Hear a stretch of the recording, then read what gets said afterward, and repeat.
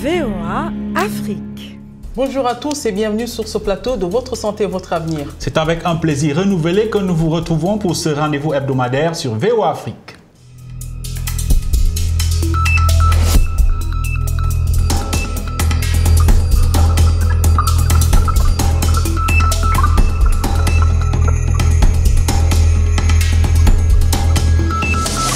Une nouvelle édition de Votre Santé, Votre Avenir pour parler de l'efficacité des organisations non gouvernementales dans la lutte contre le VIH-Sida.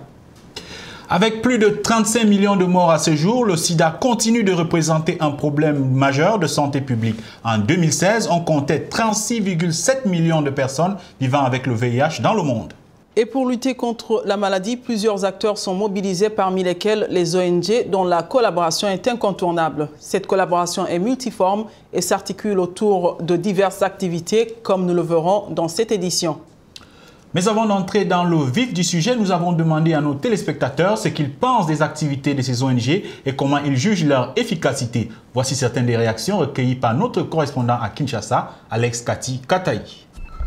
Moi, je pense que ces associations sont tellement efficaces pour leurs bénéficiaires qu'il faut au contraire leur donner beaucoup de subventions. Vous savez, il y a beaucoup de malades dissimulés à travers, par exemple, mon pays, la République démocratique du Congo. Le pays est tellement immense, ils sont un peu partout. Alors, il faut beaucoup de pédagogie, beaucoup de communication pour aider ces associations à aller dans les fins fonds, dans les villes, dans les villages, pour apporter d'abord la communication et puis aussi les médicaments s'il y a moyen. Il faut les encourager. Ils travaillent à vase clos.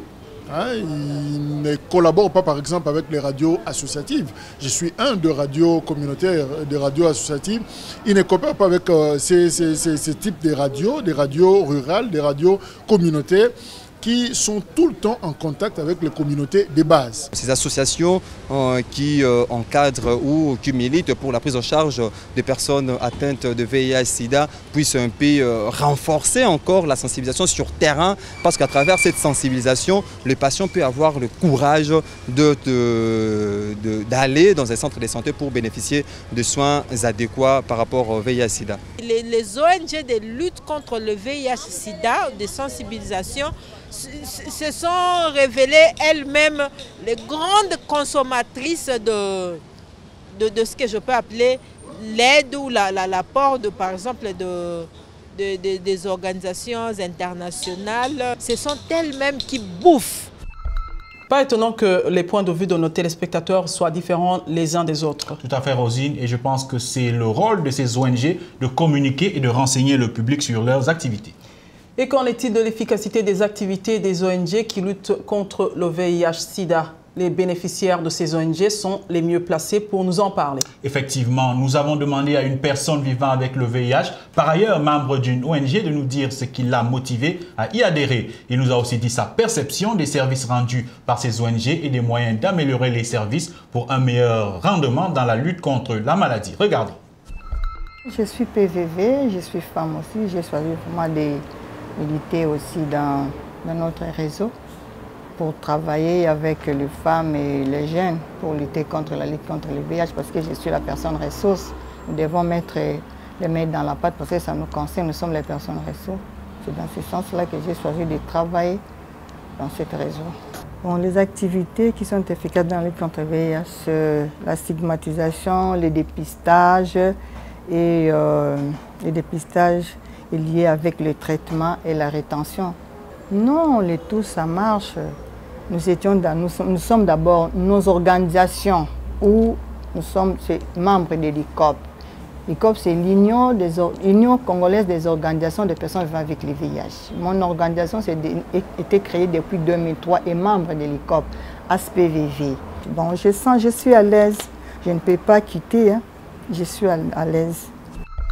On vous le disait tantôt, fin 2016, selon l'OMS, on comptait environ 37 millions de personnes vivant avec le VIH-Sida dans le monde. Et pour venir en aide à toutes ces personnes, les médicaments, les moyens financiers et l'implication des gouvernements ne suffisent pas toujours. D'autres acteurs sont nécessaires.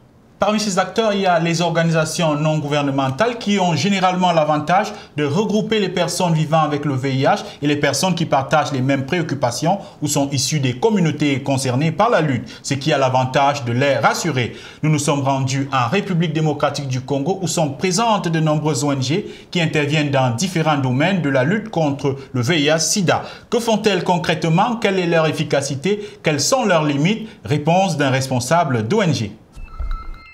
Nous avons les activités de prévention du VIH et puis il y a les plaidoyers. Voilà. Et donc dans la prévention, principalement, dans la prévention, nous sensibilisons la communauté, les adolescents et jeunes, y compris d'autres populations vulnérables. Nous les sensibilisons sur l'utilisation de préservatifs. Nous les sensibilisons sur la prise en charge médicale et psychosociale. Et lors de nos activités de sensibilisation couplées au service, à l'offre de services, il y a beaucoup de jeunes qui viennent pour se faire dépister, beaucoup de jeunes. Et même après nous recevons des coups de téléphone. Et ça, c'est une satisfaction. L'autre côté, c'est les pouvoirs publics à travers le ministère de la Santé, dans les zones de santé, qui nous accompagnent dans nos activités de sensibilisation couplées au dépistage. Parce que quand nous sortons vers les points chauds pour sensibiliser, les intrants, nous les avons à la zone de santé.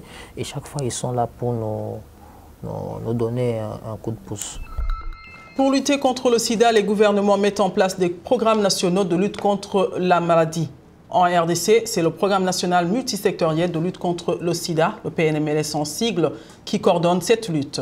Mais au PNMLS, les responsables reconnaissent que les ONG jouent un rôle majeur, un rôle de proximité auprès des bénéficiaires de ce programme. Il faut arriver à dépister beaucoup de personnes qui sont supposées être séropositives. Ces gens-là vivent dans la communauté. Moi, médecin, je n'ai pas le moyen d'aller partout pour pouvoir amener ces gens-là à fréquenter les centres de dépistage. Ce sont les ONG qui travaillent avec les communautés, qui travaillent avec les cibles que nous ciblons dans notre plan stratégique, qui les mobilisent et qui les amènent soit dans les formations médicales pour faire les dépistages, ou maintenant là, en stratégie avancée, ces ONG sont renforcées en termes de capacité pour amener les services près des communautés. Ils font les dépistages au niveau communautaire. Ils nous aident aussi dans la distribution de médicaments, au lieu que le malade fasse les déplacements, surtout au niveau de l'intérieur, dans les milieux ruraux. Les écarts, les distances sont tellement longues. Ces ONG-là prennent les médicaments au niveau des formations médicales et ramènent ça tout près des malades et suivent de façon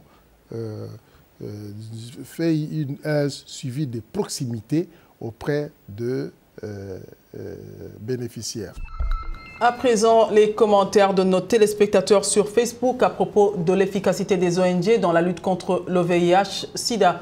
Nous avons sélectionné un commentaire, celui de Faya David Tonguino, qui nous a écrit de Cancan en Guinée.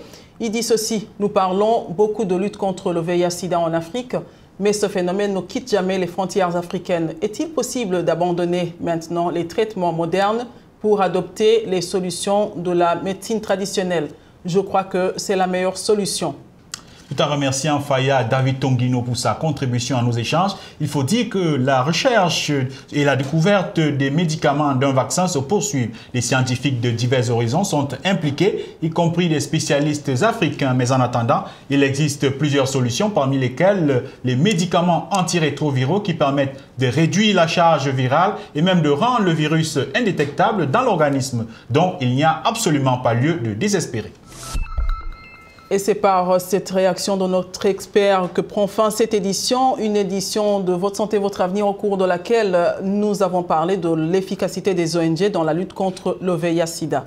Et si vous avez encore des questions sur ce sujet ou sur d'autres sujets santé, Visitez notre page Facebook VOA Afrique. Vous pouvez maintenant nous envoyer vos questions sur le numéro WhatsApp 001 240 466 88 62. Et pour plus d'informations, visitez notre site web voaafrique.com. Merci de nous avoir suivis. À la prochaine. Au revoir.